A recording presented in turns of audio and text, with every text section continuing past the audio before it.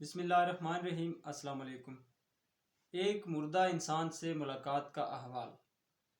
آج کی ویڈیو کا عنوان کچھ عجیب سا ہے جسے سن کر آپ حیران تو ہوں گے، لیکن آپ آخر تک اگر اس ویڈیو کو دیکھیں تو ضرور آپ کے دل میں بھی اس مردہ انسان سے ملاقات کی تمنا پیدا ہوگی۔ تو آئیے آپ کو اس مردہ انسان سے ملاقات کا احوال سناتے ہیں۔ ایک شام ایک ویران سڑک پر میں چہل قدمی کرتے کرتے کافی آگے نکل گیا۔ سوچوں میں گمسم دنیا و مافیہات سے بے نیاز میں چلتا ہی جا رہا تھا کہ اچانک سڑک کے بائیں کنارے سے ایک اجنبی سی آواز آئی۔ میں نے چونک کر ادھر ادھر دیکھا، لیکن مجھے کوئی شخص نظر نہیں آیا۔ کوئی مجھے السلام علیکم کہہ رہا تھا، مگر وہاں کوئی نہ تو انسان موجود تھا نہ ہی کوئی انسان نما مخلوق۔ ایک عجیب نیم تاریکی اور وحشت ناک اور پر اسرار ماحول تھا۔ مارے خوف کے میں سر سے پاؤں تک تھر تھر کانپنے لگا۔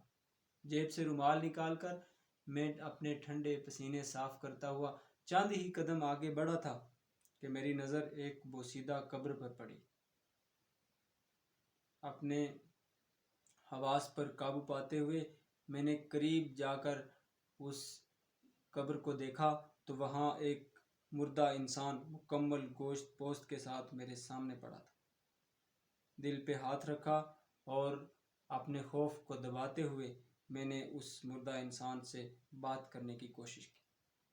میں نے پوچھا کہ جناب، آپ کب سے یہاں مرے پڑے ہیں؟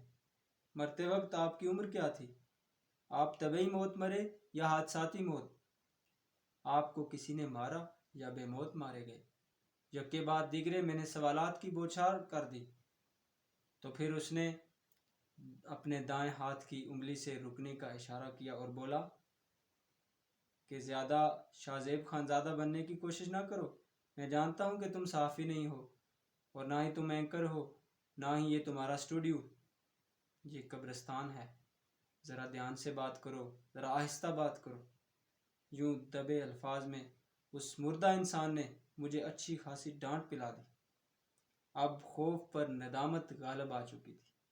میں سر جھکا کر پشیماں ہو کر کھڑا ہو گیا تو اس نے نرم لہجے میں کہا کہ بھائی صاحب، ناراض مت ہونا، میں آپ کو سوالوں کے جواب دیتا ہوں۔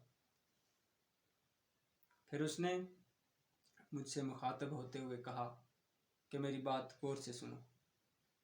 تم نے مجھ سے میری عمر کا پوچھا تو سنو، مرنے کے بعد دنیا کی زندگی کے ماہ سال کہاں یاد رہتے؟ البتہ میں اتنا بتا سکتا ہوں کہ میں طبعی موت نہیں مرا، بلکہ مجھے مارا گیا ہے۔ مجھے بڑی بے رحمی اور بے دردی سے قتل کیا گیا ہے۔ مجھے عین جوانی میں گھائل کر کے موت کے گھاٹ اتارا گیا۔ اب تم پوچھو گے کہ میرے قاتل کون تھے؟ ایف آئی آر کس کے خلاف درج کی گئی؟ کوئی کیس بنا یا کوئی مقدمہ چلا؟ تو میں تمہیں بتا دوں کہ میرے قاتل صرف مجھے معلوم ہیں اور دنیا کے لیے نامعلوم ہیں۔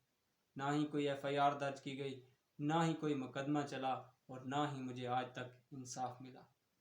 میرے سفاک قاتلوں نے مجھے نیم مردہ حالت میں اس ویرانے میں لا کر زندہ درگور کر دیا اور یہیں پر میں نے سسک سسک کر قسطوں میں جان دی ہے۔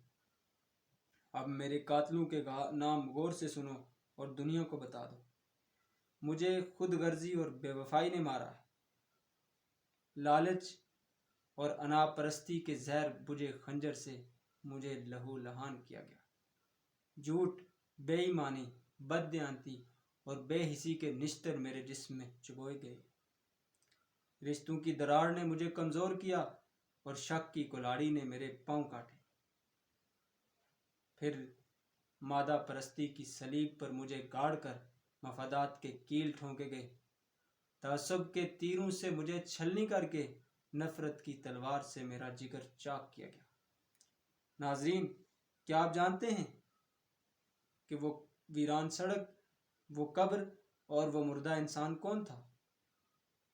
وہ ویران سڑک میرے تصورات اور خیالات کی سڑک تھی۔